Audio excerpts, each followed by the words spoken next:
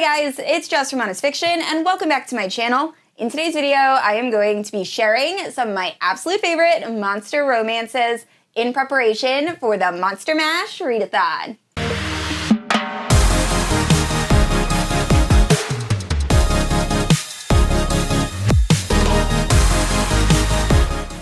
Alright guys, so I am very late with this announcement video. I know all of the other co-hosts have already posted their videos, so I will leave the playlist down in the description below. But the Monster Mash Readathon is a readathon that was created by Hannah Blackwell, and it is taking place in the first 10 days of October. So all you have to do is read as many monster romances as possible. There are 2 different bingo boards. I have them posted on my Instagram, and I'll also post them on the screen just so you guys can see. So there is a regular mode, and then there is a hard mode. And we're going to be doing a bunch of different monster romance sprints, and it is going to be so much fun. So in this video, I came up with some of my favorite monster romance recommendations in case you need a little bit of inspiration to decide what you want to read during the Monster Mash Readathon. So I am so excited to talk about these monster romances with you guys. Now, if you're unfamiliar with my channel, I post new videos every Wednesday and Sunday. If you haven't yet, please like and subscribe. You can also hit that notification bell to be notified whenever I post new bookish content. You can also check out my Instagram and Goodreads, link down in the description below. With all that out of the way, let's talk about these monster romances.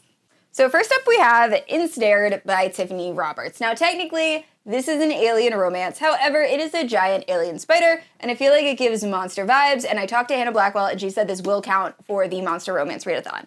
Now, this story is following Kattee. And Kattee, like I said, is a giant alien spider, and he is just living his life on his alien planet.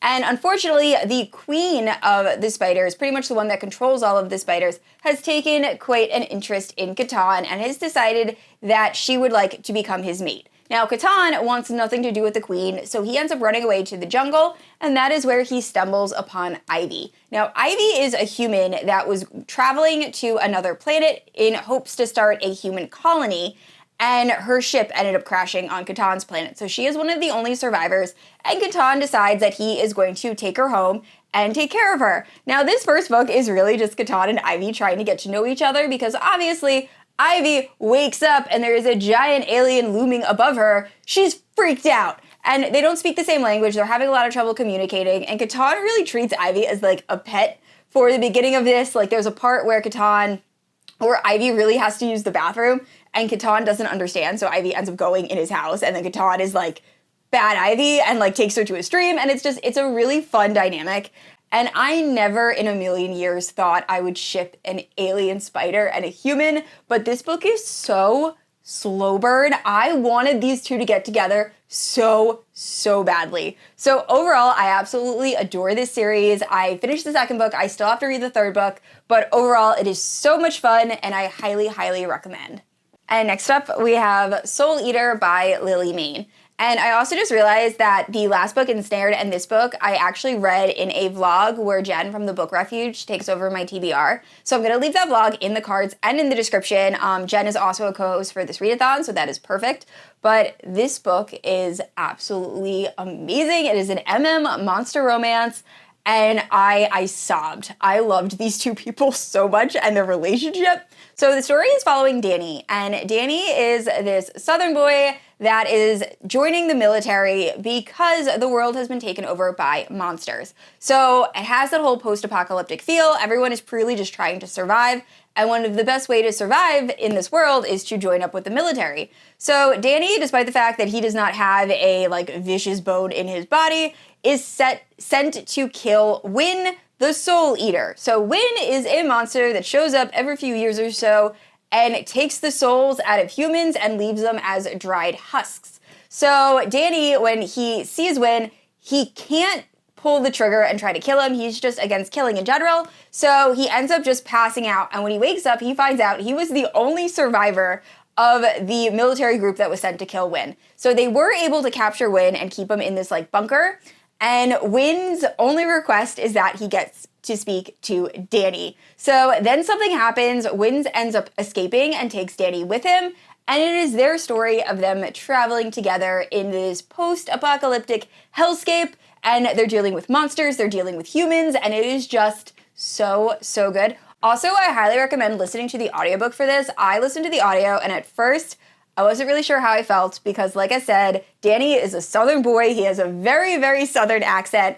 But by the end, I love Danny so much, and I loved Win, and I loved their romance, and it's just so, so good. So definitely, if you're new to monster romance, pick this book up. And next up, we have Edin by Lily Mayne. So this is book 2 in the Monstrous series. So we are following Edin and Hunter. So Edin, we actually met in Soul Eater, and he is just this very, like, optimistic, happy-go-lucky monster that's able to, like, regenerate his limbs and is also very dangerous. And then we have Hunter, who is part of the military, and he's an amputee, and he is the biggest grump / pessimist. So it is a grumpy, sunshine, monster romance, and this book is so much fun. It also kind of has, like, a gladiator-type vibe towards the end of the book. Personally, I liked Soul Eater a little bit more than Edin, but I know a lot of people, Edin is like their absolute favorite in this series. So, like I said, this is following Hunter. At the beginning of our story, he is traveling back to his military base with his partner. Something ends up happening, and his partner is stolen by a group of aliens. So Edin ends up finding Hunter, kind of helps him out of a tough situation, and promises to help Hunter track down his friend. So they end up trying to search for him, and it's really their story of like getting to know each other while they're searching for Hunter's friend, and I absolutely loved this. This is like one of the best monster series I've ever read. Now, I haven't read very many, but I really, really adore this series. So definitely pick this book up. And next up is a series of monster romance novellas that are unbelievably spicy, and I still don't know how I feel about them. So I've talked about these monster novellas in multiple videos, and they are a time. So just check all of the trigger warnings, look into them before you pick them up. I keep reading the new releases, so there is something about them that I'm enjoying. I'm not exactly sure what though. So first up we have The Beast by Jenika Snow. This is a Beauty and the Beast reimagining. We are following this woman who ends up being taken by the Beast, and he keeps her in this tower. He also has a little bit of a breeding kink, and they have spicy fun time, and that's pretty much all of this book. These are novellas. They are quite short. So that is The Beast. Then we have The Hunter by Jenika Snow. So this is a Red Riding Hood reimagining, where our main character ends up being taken by a wolf. Now, I will say, this wolf stays a wolf throughout the entire book, and this is a very spicy book, so just know that going in, that he never turns into a human. He really doesn't have human-type features. This is just straight up wolf and a person. Just know that. So anyway, he also has a little bit of a breeding kink, and they just have an awesome, fun, spicy time. And then last up, I read Prey, which is a Goldilocks and the Three Bears reimagining, and you can figure it out for yourself what happens in that book. And that is more of like a why choose, and also breeding kink. It seems to be common. So those are those monster romances. They're very short, so they were probably really good if you want to like cross things off of your bingo board, but just know that going in. And next up, we have The Lady of Rooksgrave Manor. So I actually read this as part of a reading vlog where I tried out monster romances for the first time, so I will leave that in the cards and in the description. But this is following a woman who ends up having a very high sexual appetite, and she's been working as a maid. However, she ends up meeting this gentleman that offers her a job at this house of ill repute where she would service different monsters. So our main character says, that sounds like the perfect job for me, and ends up having relations with the Invisible Man, a golem, pretty much every sort of like paranormal monster you can imagine. And it's their romance, so it is super, super spicy. There is a little bit of like action towards the end of the book.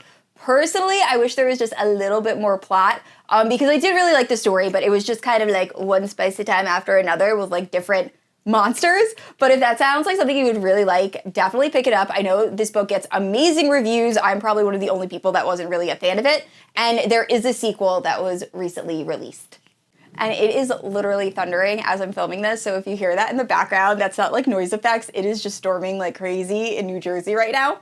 But anyway, next up we have the Katie Robert Demon novella series, but also it's kind of similar to Monsters, so we're gonna go with it. But first up we have The Dragon's Bride, and like I said, this is by Katie Robert. I'm obsessed with these covers. I just think they're so pretty, really gives that like historical romance feel. But all of these books, we're following these girls that end up signing a contract that they will marry a demon for 7 years, and any child that comes out of that marriage will stay in the demon realm. So in this one, we're following this girl that ends up marrying a dragon, and this dragon is kind of dealing with like politics, and he's trying to like take care of his people, and he really needs an heir, which is why he agreed to marry a human. Also, the power is kind of waning, and it seems like children that are born from humans are stronger magically. So it is their romance, and it's really our main character learning to heal, and this dragon just really like taking care and showing our main character what love really is. And it was actually really good. This is my favorite in the series, so highly, highly recommend. And the other two books in this series, I wasn't quite as much a fan of, so I kind of wanted to like separate the segments.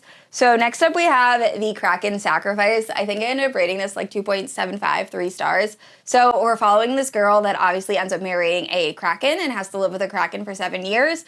But the reason that this book didn't really work for me is the fact that the Kraken is very neglectful to the point of being like very cruel to the human, and it's never really, he never really apologizes. He just kind of marries this human for a political reason, and then he just leaves her and forgets about her for like days and weeks at a time. Now she has to find her own food, she's underwater, and it's just, I don't know, something about it, I just didn't really love their romance. So I wasn't a huge fan of this one, but it is a Kraken monster romance. And then we have The Gargoyle's Captive, which is another one. I actually think I ended up DNFing this one, where we're following the girl that ends up being married off to a gargoyle. But in this one, our heroine is actually a monster hunter, so it has like a little bit of a different dynamic. But overall, like I said, I ended up DNFing this one. I wasn't a huge fan, but it is another monster romance novella. And next up we have I Married a Lizardman, which is part of the Prime Mating Agency. So this story is following a girl that ends up signing a contract where she will be married off to an alien and end up living with them. So she ends up being married off to a lizard man. And when she gets there, she kind of has to get used to all of the lizard type customs. Also, her husband isn't really like smitten with her right away because obviously she is not a lizard, she looks a little bit different. And then we find out that there are some other lizard tribes that are going up against the main lizard tribe, and there's some politics, and there's a mystery, and there's some druggings, and there's a lot going on. And it is their romance, and it was actually pretty good. I think it was my favorite monster romance I read in that monster romance reading vlog. It was just a very cute story. So all of the books in the Prime Mating Agency are different humans marrying different alien monsters, so definitely something to check out if you're looking for monster romances.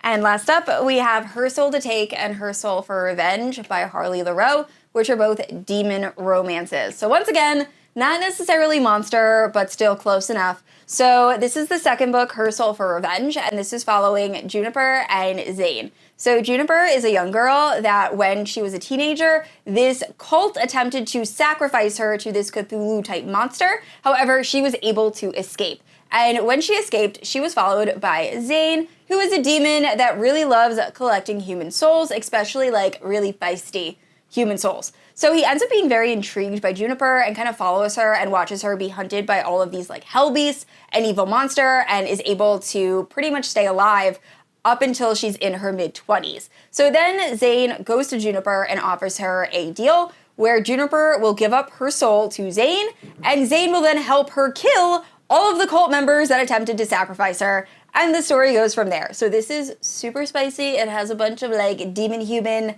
relations, and I absolutely adored this book. So I highly recommend both this book and Her Soul to Take if you're looking for a demon romance. Alright guys, those are some of my favorite monster romances. Please let me know down in the comments below what is your absolute favorite monster romance, and I hope you guys join us in the Monster Mash Readathon. I know I am so excited. It's going to be so much fun, and I said this already, I post new videos every Wednesday and Sunday, and if you haven't yet, please like and subscribe. I will see you all next week. Bye!